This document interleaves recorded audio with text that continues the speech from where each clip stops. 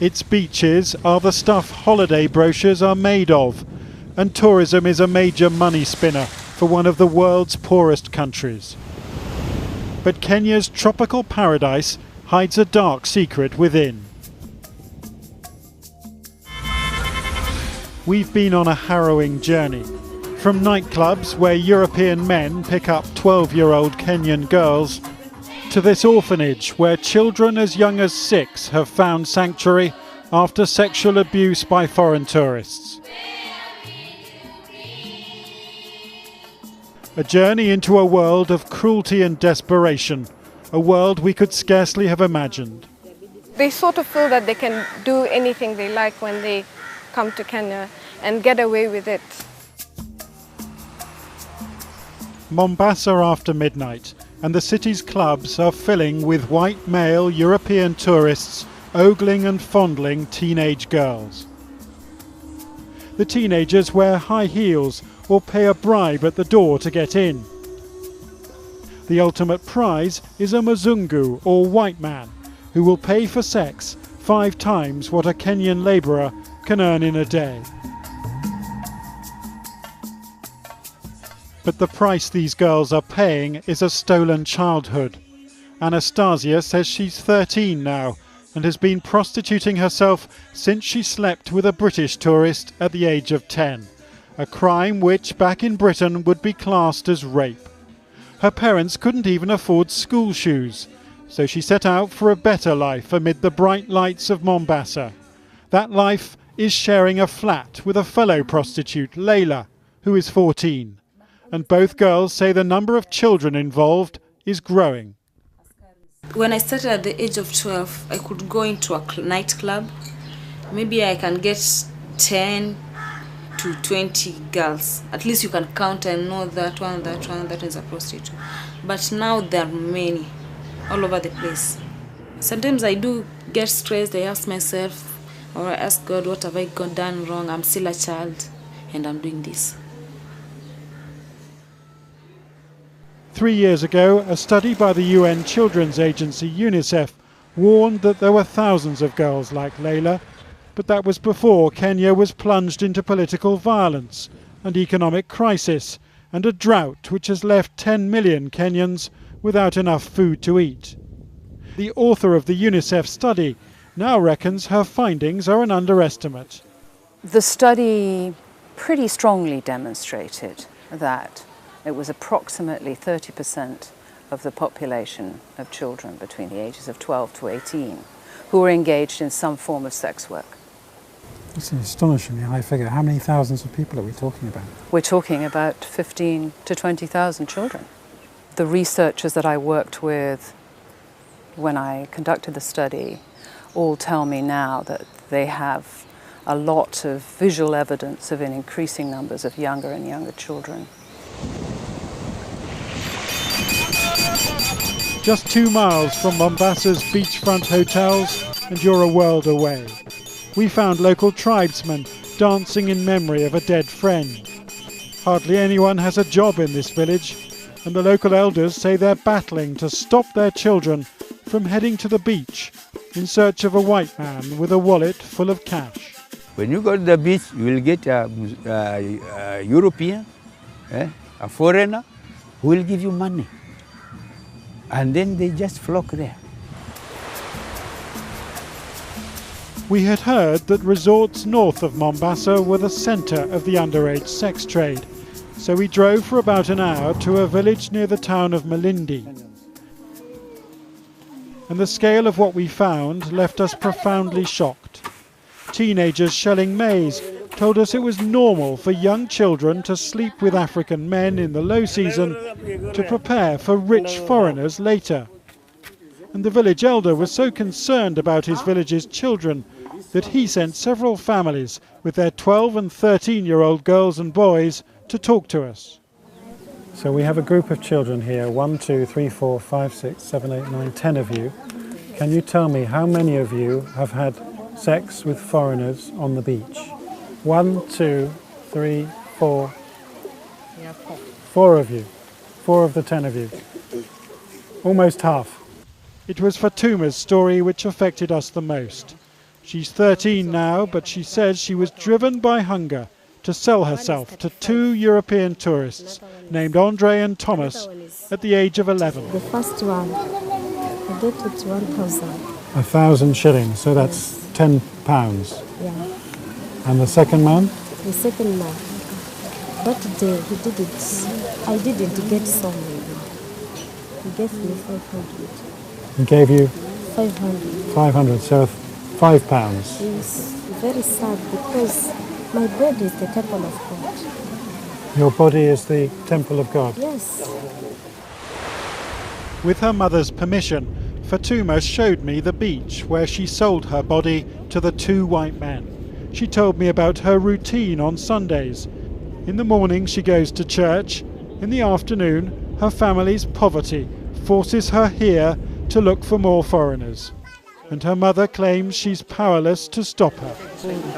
Kuhusu Fatuma anarandaranda kwa sababu ya kihali ya kimapenzi sina, chakula sina nyumbani, hivi ni mtoto wa shule, nimekwama amefukuzwa ndo anazunguka.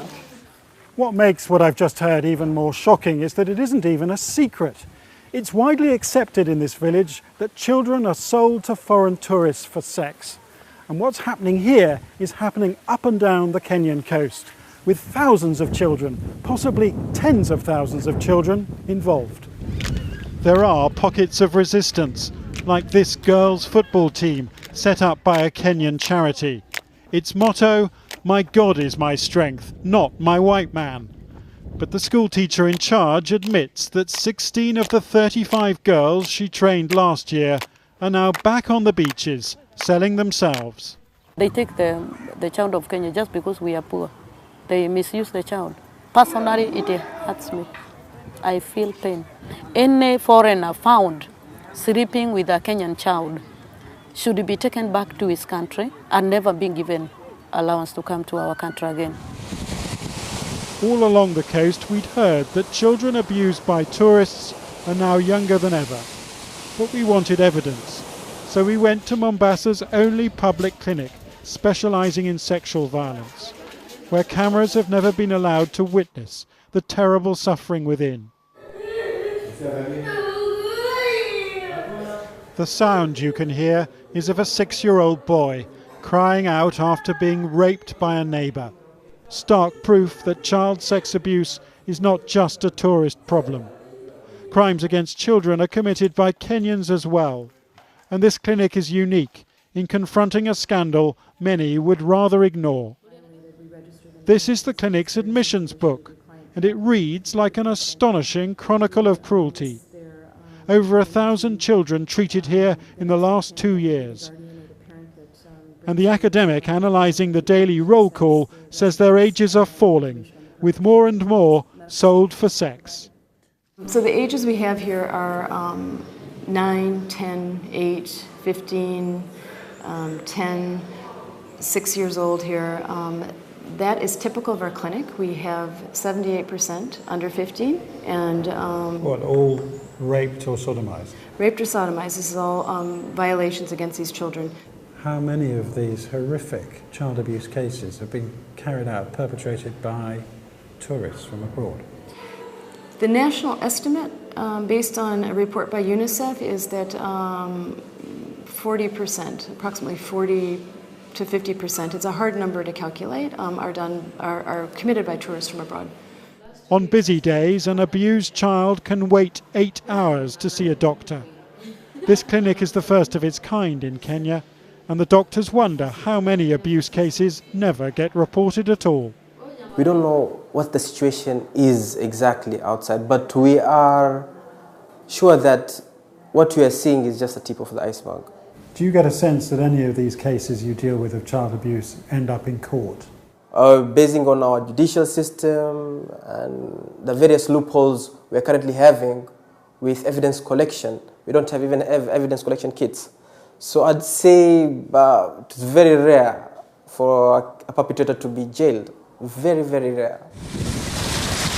In June, Kenyans near this beach took the law into their own hands, hacking down beach huts after a European tourist was accused of molesting 9-year-olds inside. A local campaigner told me that even if the tourist was caught, he could bribe the police to drop the case. Ours was a journey of painful contrasts, the tropical beauty of the holiday resorts jarring with the desperation of the children nearby. And as we continued our investigation, those contrasts became ever more disturbing. We found Henry, a 7-year-old molested by a white man in exchange for pocket money, new clothes and a bag of flour. His father wants the police to bring charges, but the police have told the parents that the tourist has fled to Europe and may never return. And in a mother's proud face, we saw a family struggling to keep its dignity.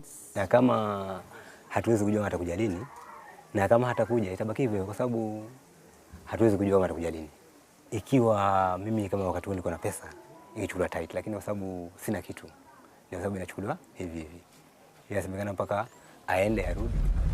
The authorities know there's a problem. Look at the billboards. They hope a new tourist police force will be patrolling the beaches by the end of this year. But this is a country which fears that any attack on its reputation and innocent tourists, the vast majority, could be driven away.